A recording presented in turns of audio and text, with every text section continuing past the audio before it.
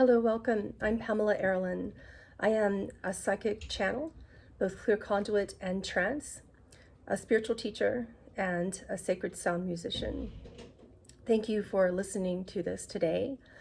It was pressed pretty clearly and strongly upon my heart to teach A Course of Love, but to teach it in a unique way by just reading the course itself, excerpt by excerpt, and then to give commentary from its author, who is Jesus. Now let me explain that a little bit. When the author, Mary Perron, wrote this course, she got a strong urge in her heart and in her spirit from Jesus to write this course as a follow-up to the beloved Course of Miracles, or Course in Miracles, excuse me, who was also authored and channeled by Jesus. So it's an incredible course. I'm loving it, and I thought that we could go on this journey together, reading it excerpt by excerpt. Sometimes I'll have time to put in short excerpts, medium, long ones, depending upon the day. And it's just been strongly impressed upon me that we should have this journey together and learn about this course together and have him teach us. I'm going to be using the clear conduit channeling style so that I can both read the course and then stop and give commentary from Jesus about what he feels like it means and how it applies to our lives right now. So I hope that you enjoy it. We'll start in the intro of A Course of Love. And I'm just going to read it directly from the PDF that I have on the screen. All right. It says, and now keep in mind, I'm going to stop and give commentary as I go along. It says, this course was written for the mind, but only to move the mind to appeal to the heart, to move it to listen, to move it to accept confusion, to move it to cease its resistance to mystery, its quest for answers, and to shift its focus to the truth and away from what can only be learned by the mind. Okay, now here's his commentary. He says, the mind is like a stamp, and he shows me a stamp pressing into what looks like an antiquated piece of paper. And I'm seeing the vision really clearly in my mind.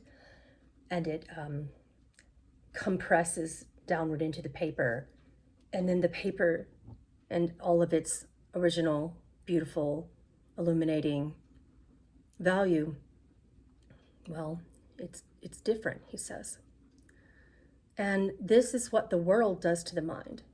He says the world in all of its cultures, its educational systems, religious systems, financial systems, parental systems, the culture of fear impresses upon the mind like a stamp, and then the mind attempts to tell the heart what to do.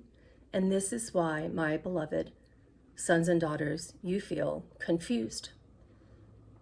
I invite you to accept that confusion, not as truth, but simply to accept that it's there and that this is the cause of all suffering.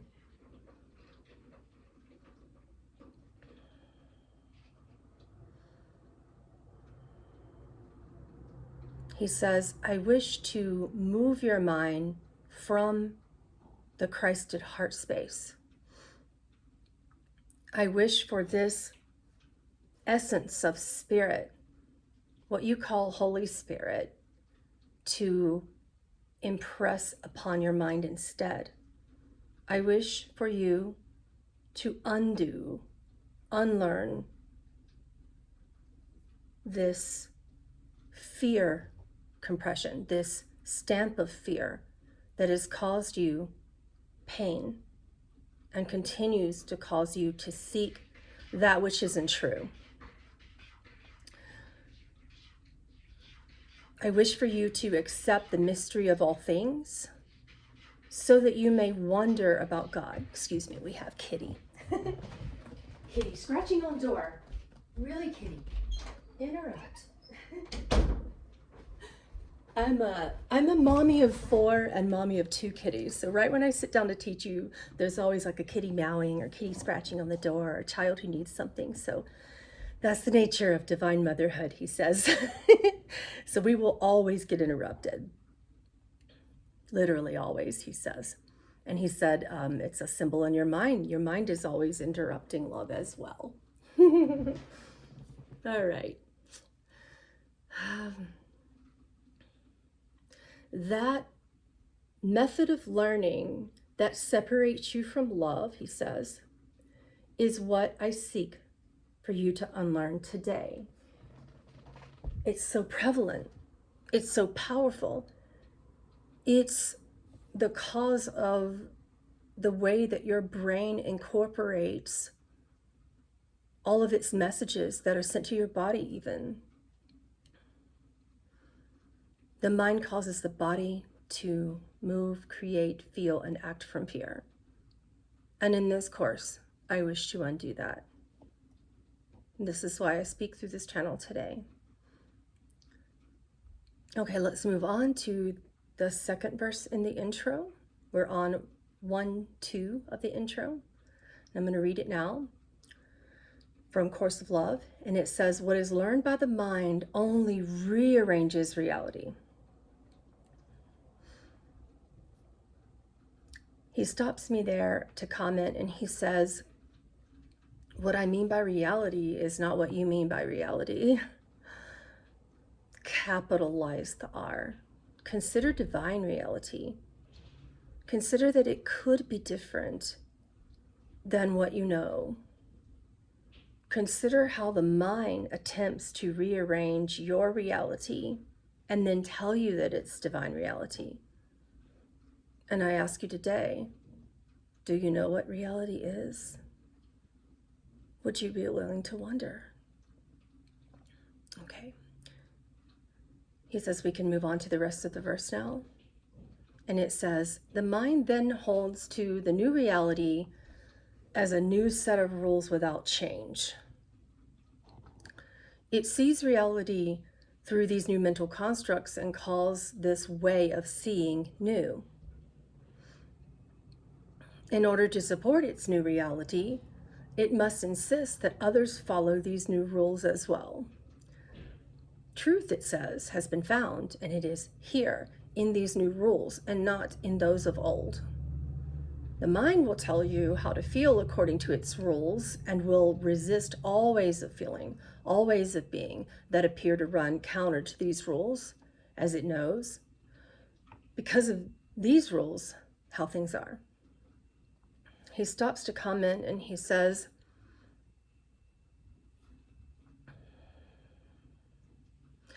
the mind attempts to rearrange and compartmentalize everything that it thinks is true so that it feels safer.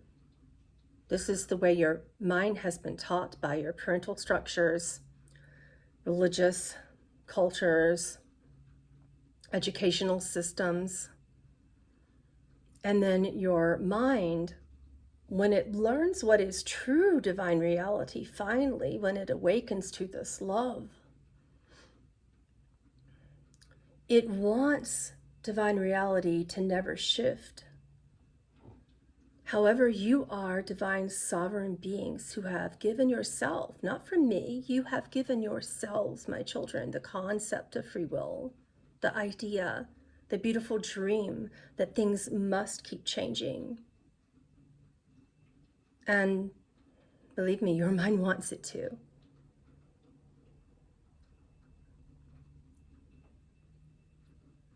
Divine Father can only accept that because of Divine Father's love for you.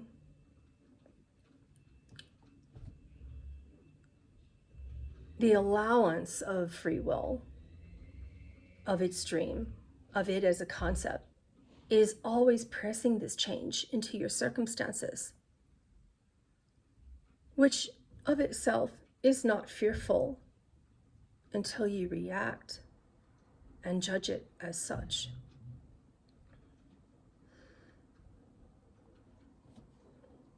Your mind sees divine reality through a certain set of mental constructs that says, this is good, this is bad, this is right for you, this is wrong for you.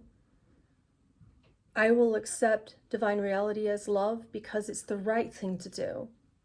And if I don't accept divine reality as love, that would be wrong. I invite you to wonder today. I invite you to wander into the mysteries. I invite you to open the mind deeply and to hear this call to accept love. Love cannot be understood by the mind.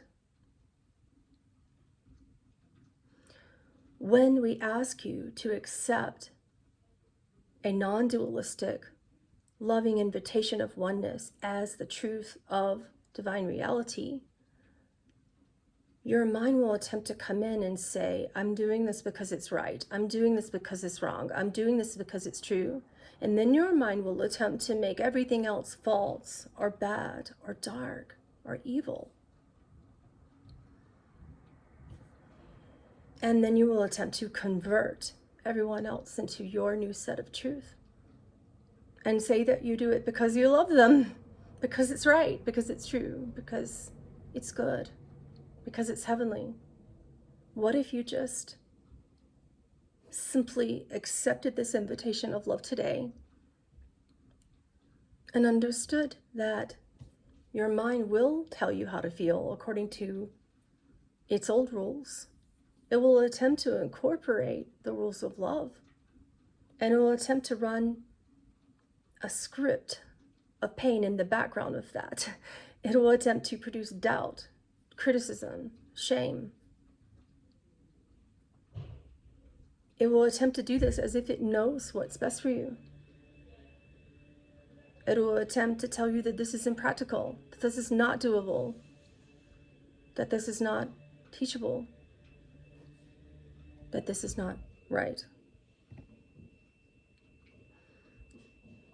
Let's go on to the third verse in the introduction, and then we'll call it a day. I'll read it now. It says, the mind will speak of love and yet hold the heart prisoner to its new rules, new laws. It'll say this is right or wrong. It will speak of love and not see its own intolerance or judgment. It will speak of love to be helpful and with all sincerity, and yet the very logic that it uses, though new, wounds the heart of the most tender, of those most called to love and its sweetness.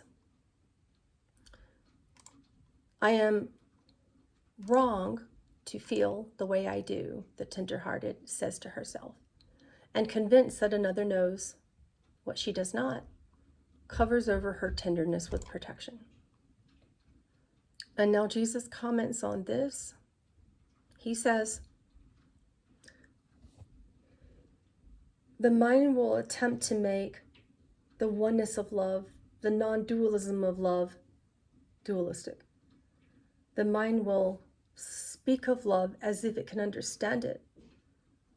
But then it will say to the heart, so you must do this because of love, because of the truth of love. Otherwise you are wrong. Otherwise you should be ashamed.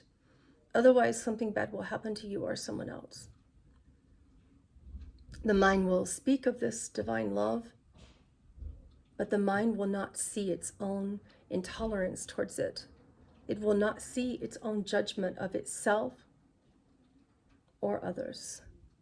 It will simply continue to speak of love, but then compartmentalize the other moments when it is intolerant, unloving, or judgmental towards itself or others. This is natural. As you unlearn judgment and attachment, it's natural that you will observe this. And if you do observe it, it means that you are understanding how you have separated from love, how you have somehow left and betrayed the light of God within you, if but for a moment. The logic that the mind uses is used to wound the heart. the heart of the most sensitive kind, the heart that is most receptive to the sweetness of spirit. And it wounds you by telling you that you are wrong to feel the way you do whenever you observe this separation, whenever you observe that you are judging, whenever you observe that you are feeling unmerciful or intolerant. And you will feel tender-hearted towards this, sad towards this even. You will feel convinced that some other being knows more than you, can speak through God more than you. And I invite you today to remember that I am always speaking, not to you, not through you, as you. You are my sons and daughters, my beloved family. And it is impossible for me not to be speaking as you in all moments. The mind, because you believe in separation, it is a given component of your free will. The mind will attempt to tell you otherwise, and it will attempt to tell you always. I encourage you not to eliminate these thoughts. You cannot kill your ego. You cannot destroy it. The function of this course is not to remove a component of you that has power to love and has power to see love, even through its only elusive concepts when it is asleep, these concepts of separation, these dreams. You dream, and Divine Father allows you to dream because you are loved. You are made in the image of Divine Father and Divine Mother. You are my brothers and sisters, and we are sons and daughters. I am not above, you are not below.